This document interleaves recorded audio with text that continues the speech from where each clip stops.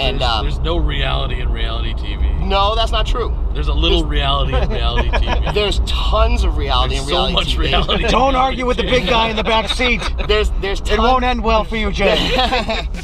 Distracted driving, riding around filming for you. Distracted driving, jokes and games and interviews. Distracted driving, tune in, have a good time. Distracted driving, with Ray and Tim and Jay from behind.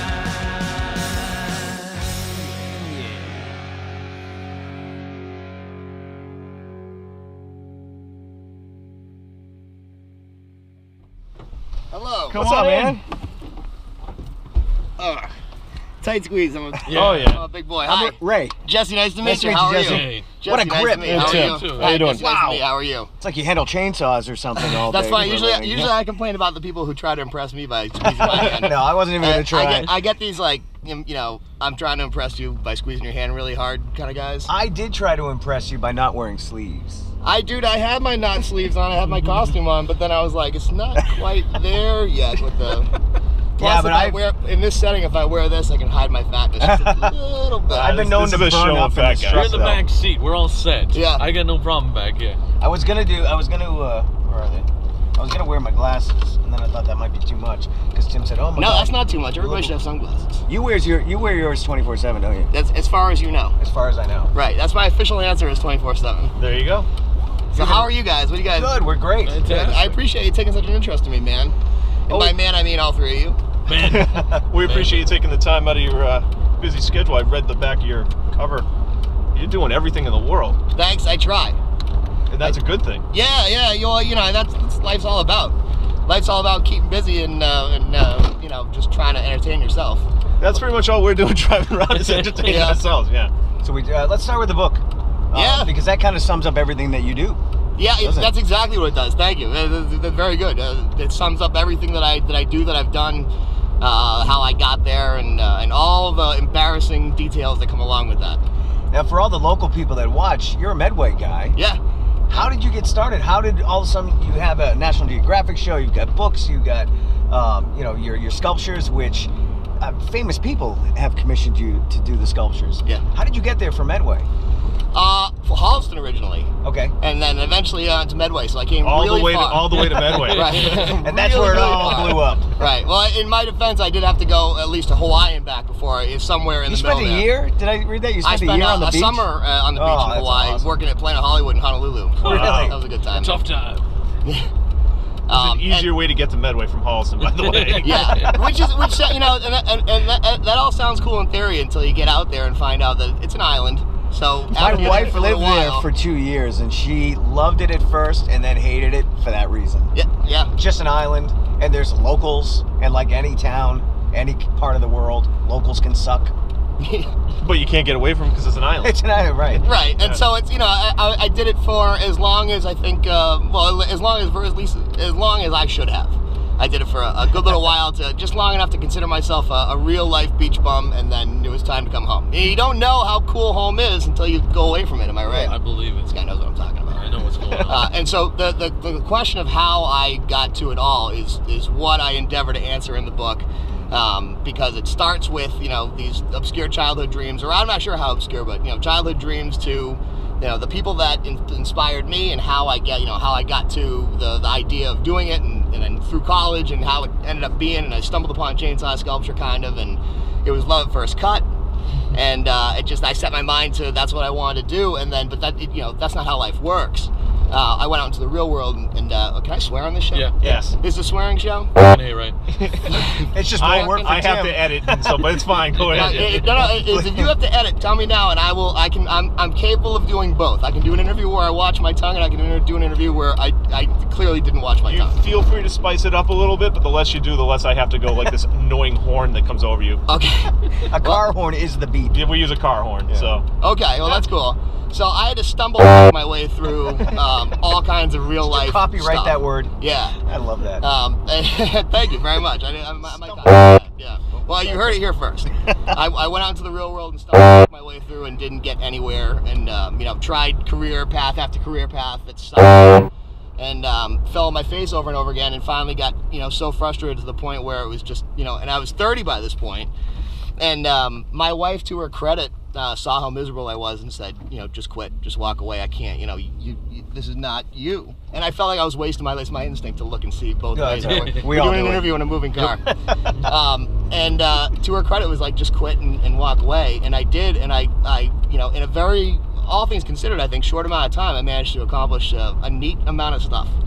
And so people always want to know how, and this is exactly how. It's not just kind of a vague, in a 15-minute interview, this is, oh yeah, I did it. This is how that happened. And if you think it was easy, again.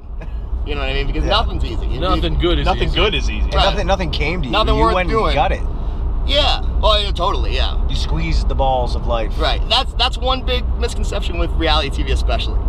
People see reality TV and they make a lot of assumptions, and it's supposed to be that way.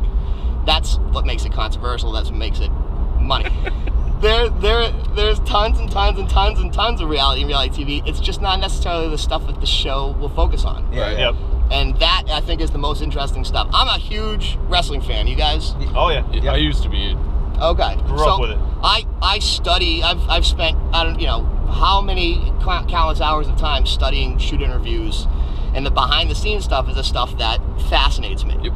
And so it's the behind the scenes stuff of the show. Not just what you see, or certainly not just what you think. It's the exact opposite, actually, of what anybody would ever think, because it was intense. It was an intense process. It took us a long time to get there. Ever since it happened, one of the things I hear the most is, it'd be an awesome idea for a show. Me. And you might be right, but it doesn't just happen like that. It took us a long time, and it took us a lot of trying and failing and thinking it was over, and then it wasn't over, and then now it's on, and then now it's on. The book is, it makes history. I'm the first person to ever dictate a book straight to text on a computer while driving cross country in a van. That's awesome. And I Many got have that, attempted it. But right? you're And the one that did it. I didn't make that up. Nuance, the company that makes Dragon Naturally Speaking, is the one that told me that and sent me the Oh, that's stuff and pretty cool. sponsored me. That's nice. And so I dictated. I had to go to Florida to deliver a chainsaw sculpture to a flight school, and they let me fly a plane. And then I had to go out to LA to deliver a sculpture out there and carve. I broke my own record. I carved a 30-foot 6-inch totem pole in the mountains of Topanga, which up in the mountains of Topanga, it feels like I was 100 feet in the air. But I dictated to Florida and back, and then I dictated to LA and back. Wow. And the end result was the story of how I came from Holliston to Medway to National Geographic, and beyond.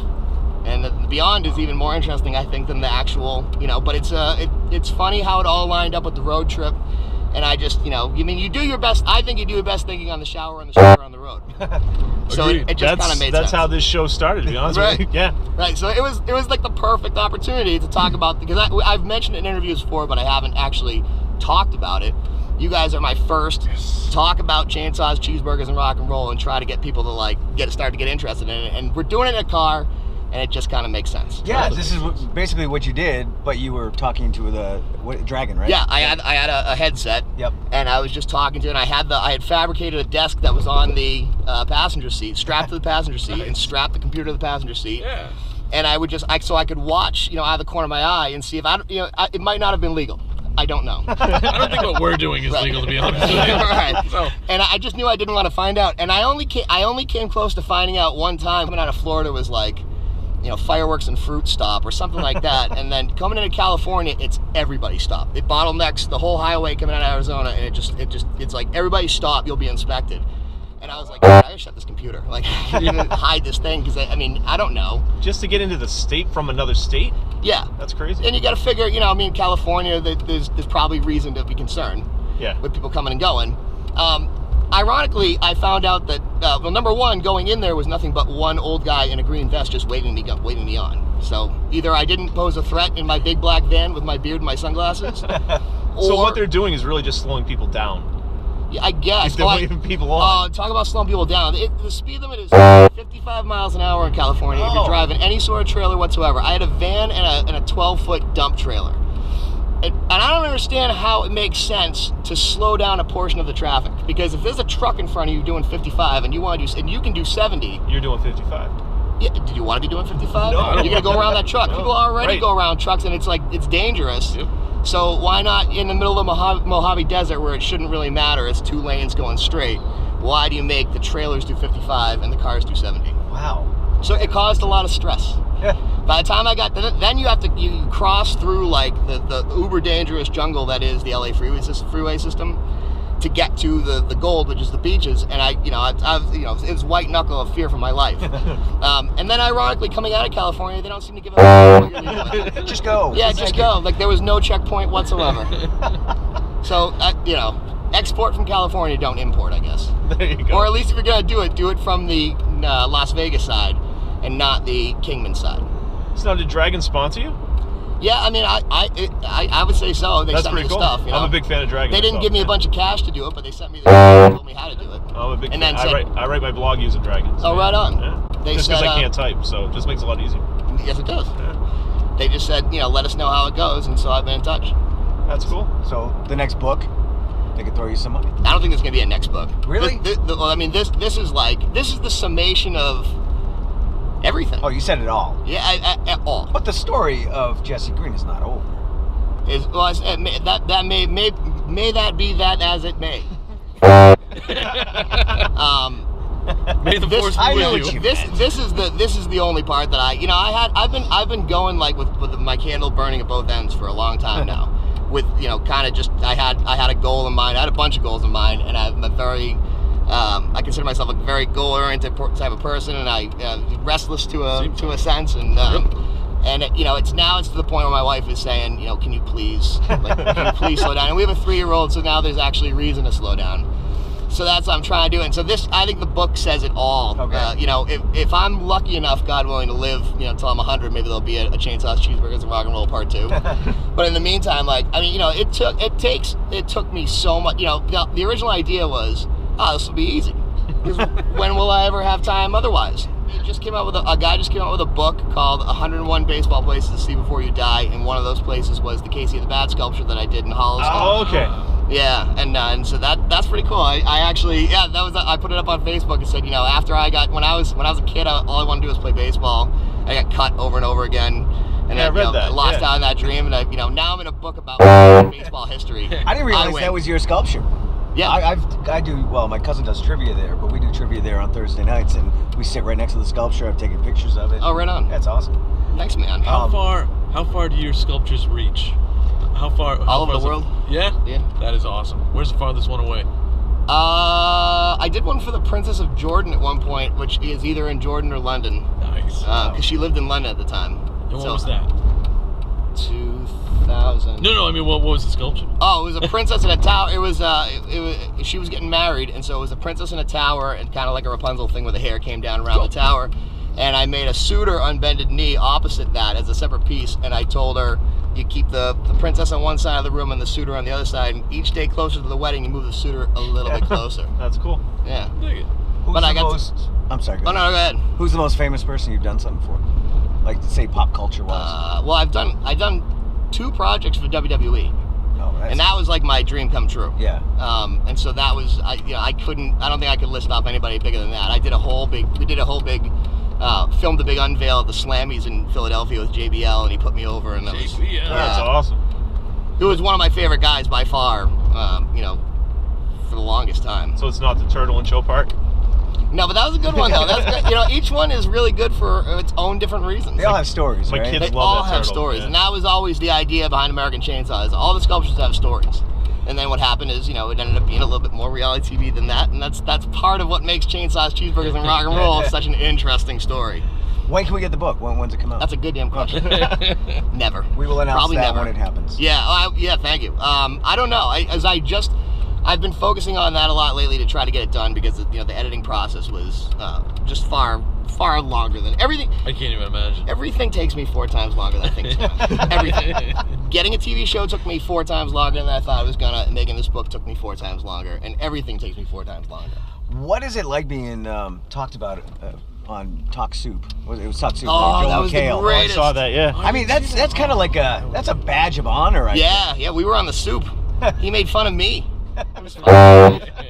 You can see it on my website. If you go to themachinejessegreen.com, one more time, very slowly. Themachinejessegreen.com. We'll have it all scrolling down the bottom for you. Thank you very much.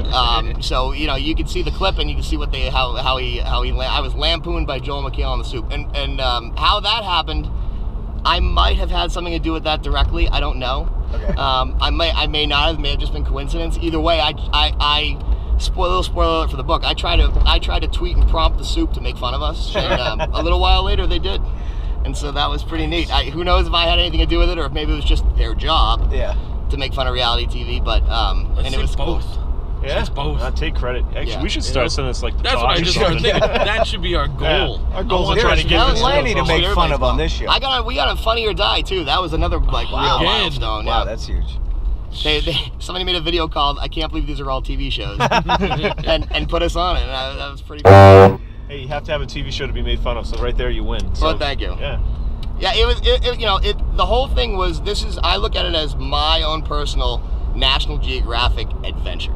Yep. And it's overlaid onto this, my dream come true, my lifelong dream come true to drive cross country. That wasn't just like, oh, I did that, I had to deliver these sculptures. I didn't mean to gloss over it like it could have been. Yeah. This was like my whole life, the thing that I wanted to do the most was cross the United States of America. And I finally, when I was 36 and a half years old, I got to do it. And it was because of American Chainsaw. It was because I had these clients in these places, and it was because, and when I ended up doing this, it was the story really needed to be told. And I go back now and I look at it and I go, if I hadn't have written this stuff down then, I would not today remember any of this. Yeah. And my grandmother, I have just a 40-page. My grandmother wrote the story of her life, and and so I read that on planes, this is the kind of things that if there's any way you can possibly do it, to get this shit down, is what you define your own life. How you define your life is you doing what you're passionate about. You guys are doing this. Totally. This is, and I know I've seen you guys online, this is not just what you do. So you guys do stuff that you're passionate about. Yep. And so many people don't. And a lot of people do, but they're not quite certain of which way they can steer that to best benefit them. And I think Chainsaws, Cheeseburgers, and Rock and Roll can really help that. And that's a book we need to read, because even though we're doing this, it's like, what's the next step now? Yeah. How do we get this bigger? We have like 15 different steps. we- We're always like, are we going to do this next? I don't know. Let's do this. All right, we'll go this way. lot of ideas. And it's not one thing that does it. It's the sum of everything that you do. Right. It's just staying busy, and it's just staying on it, and everything doesn't work. Most things don't work. The CEOs of Fortune 500 companies know that most things don't work. But you keep doing it, and like sales, like hitting doors, and every 50th one you're gonna hit. You know what I mean?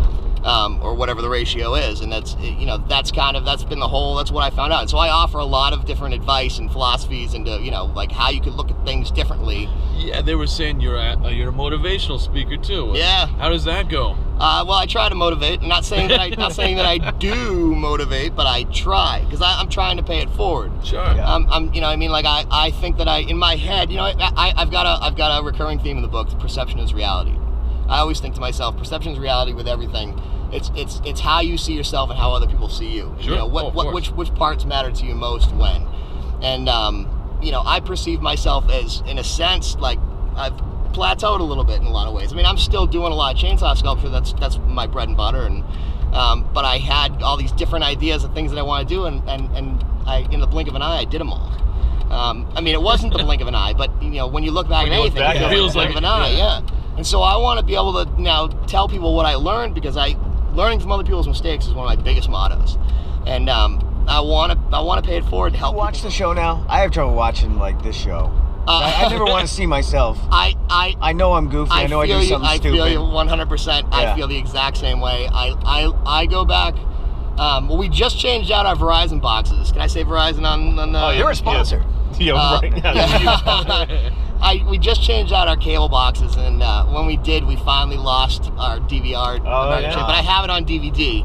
And so, but I can watch a little bit of it and go, oh man, you know, and then the first time I say something silly, I go, that's it. You cringe. Right. I don't know if I'll be able to watch back this interview. Who the f knows what I'm saying? I always, after every interview, I usually have a witness, somebody that I can go, like, afterwards. How'd I do? What in the f did I say? Did I sound stupid at all? We're counting on you watching this because we really need the viewership. Okay. Yeah. But how long have you been writing this stuff down? Like, so you said you had the notes. Was it just random? So what I did is I'm in my studio. I had the idea. That's where you started. Okay. I started making an outline for myself. There you go. Like, you know, this happened, and then, you know, that it's easy for me to always start with an outline for anything. Yeah, makes Every sense. day I reprioritize myself on my clipboard, and it's just, you know, I'm OCD about that kind of stuff. And organization's a hobby of mine, and I think that it's also essential. And so I made myself a bullet point list, and I had that to refer to while I was driving. I am looking at this bullet point list, glancing down and going, okay, I'm gonna talk about that. But then what happened is, get out to Arizona, and I think of something that I should have mentioned back in Florida, and I'm like, and another thing, and then the next thing you know, I've got to, you know, take that and go replay, you know, place it back where it actually belongs, because it's you know, nothing's ever perfect. You edited it in. I had to, if I went out of order on anything that should have been somewhere else, Gotcha. you know, so the story wasn't like in a million different directions like this interview probably is. I'm way too scattered. I would be everywhere. Well, Oh see, my I God. log everything, so I take a picture every day, and Yeah, I blog it. I've done it yeah. over 2,000 days, but I can go back into history for the last 5.5 years and tell you what I did on a day. and That's awesome. Tim is list guy. I'm the list guy. He I'm is the the organization list guy. guy. I got all the Right bullet on. points and Well, then we have a lot in common. Yeah. I'm a failure at organization.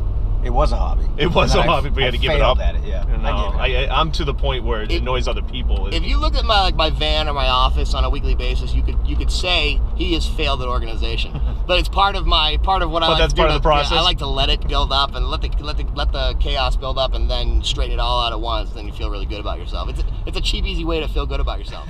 Fuck yourself over for a week, and then just clean it all up, and you can pat yourself on the back and go, I did something. See, It's I like having a messy house and then cleaning it. Because, Right. yeah, look And at if that. I could do this, I could do anything. Yeah. I write stuff on lists just so I can cross it off and feel better. It's And at That's the bottom, right. That's huge. at the bottom, the It's- last thing is cross off everything on this list. You, I'll laugh. That's yeah. real. I'll go a step further. If I did something and forgot to write it down before I did it, sometimes I'll write it down just so I can cross it off. I've done that many times. And my wife's like, "What are you doing?" I made a list of things I've already done so I can cross them off so they'll be Right. finished. Yeah. Right. Otherwise, it's like It didn't count. Yeah. Yeah. It's very bittersweet if you don't get to cross something off. Jesse, let's talk about the music, Sure. because we're big music fans. Well, this is when he pitched me the idea to do this today. Yeah. I was like, that is fucking perfect, because we played last night, and Oh, yeah? I shaved for those shows, so I didn't have to do it twice. There you go. Because it grows back in 30 hours, and it's only been 24.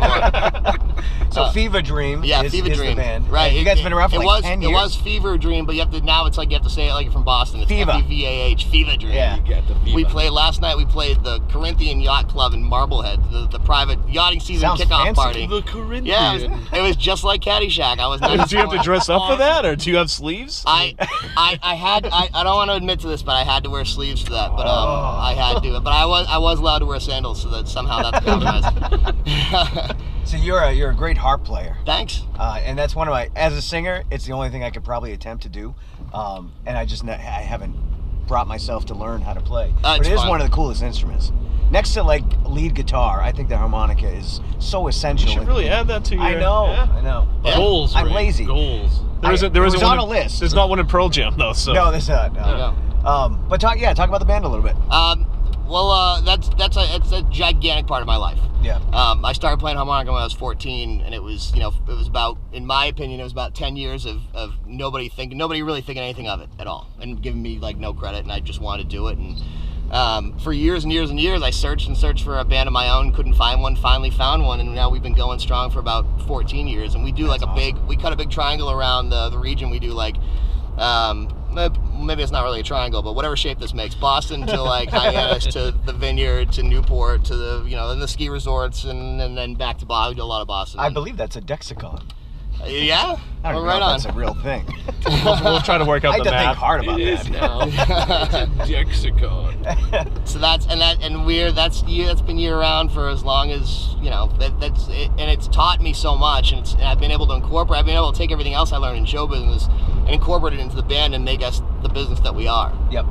Because, you know, for years we were just like, you know, a garage band playing Providence and not really getting very far, and then we figured it out. And it was partially because I was figuring stuff out, getting my career off the ground with chainsaw sculpture, and then, you know, I learned more with showbiz, and then so it's a summation of all that is Fevah Dream. And then, you know, it's all these lifelong musicians and me that I'm lucky enough to play with these guys, and so You got a lot of music out there too. yeah, we've been in the studio. The last CD was the best of, right? That's the Mhm. one I just bought on. I got iTunes. a Fevah. It's on the best- iTunes. Oh, you bought that on I iTunes? did, God absolutely. bless you. God bless you. Thank you very Support much. our guests. Appreciate it. Yeah, you know, I never really, you know what, that wasn't the goal. Like, recording original music was not a goal of mine. I just wanted to, like, perform. I just wanted to get up in front of people and play. As you know, a lot of people don't go out to see live original music anymore as much I know. as they used to. I do know that. Yeah. Yes. But it looks like you guys have a fantastic following, though. Yeah, we can't complain. Yeah. And we're a party band. We're just. Well, that helps too. Yeah, You have we're- songs like Booty Call Yeah. and the Sunglasses song, right? Sunglasses, yes, which kind of speaks for itself. Yeah. And no, we got some cool tunes. Yeah, I got a Fevah, the best of Fevah Dream, and Yeah. I mean, we party, man. There's You play the Tommy Chong quote from National Lampoon's Senior Trip. You kids, man, you sure don't know how to party. Back in my day, man, well, we partied, man. We've got some great venues in this area, so maybe we can get you to play in this area sometime. Yeah, well, we're always open for whatever. Yeah. What happens is every year we look at each other and go, all right, enough.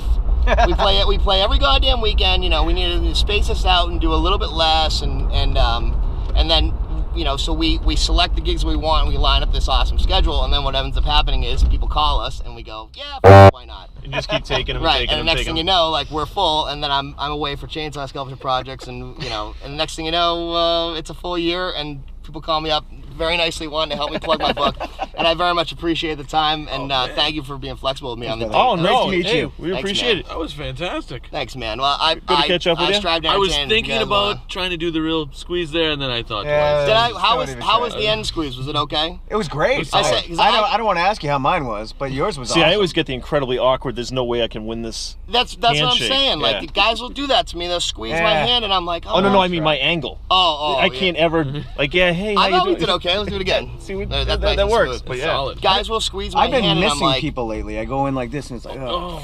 that's always Oh, awesome. that the- one. it's the That's the one. glass. This is what people do to me. I'll be like, hey, how you going? They'll be like, yeah. Oh yeah. Oh, Well, man. because this is intimidating with you. This I can handle. I guess. Maybe that's a different way of looking Nah, at it. see, I'd be afraid to break my hand when you, yeah. People try to break my hand, and I'm like, motherfucker, Why? how is that helping me? So they can I'm go not home. happy to meet you now. They can go home and tell their girlfriend that I punched Yeah. Jesse Green's hand so hard that Right. he can't do anything anymore. Reminds me of a good Andre the Giant story, but that's for another time. I All right. didn't know the management. We will put up all the stuff and let us know when the book's coming out so we can Will do, help yeah. promote that and at least pick it up. All right, thank All right. you. Thanks, Nice to Jesse. meet you. Thanks very much. I machine, appreciate Jesse the time. Green. Right on. Take care. Later on. See you later. All right, That was fun. we're just gonna We're just gonna say bye. goodbye. Goodbye. Oh, Turn the key and ready to go. Just let the tea, it's time to start the show. The wheels are turning on the minivan. So says the guy from that astronaut band. It's Ray J, Tim, and the weekly guest. As far as YouTube videos, this one is the best. It's distracted driving. Distracted driving. It's distracted driving.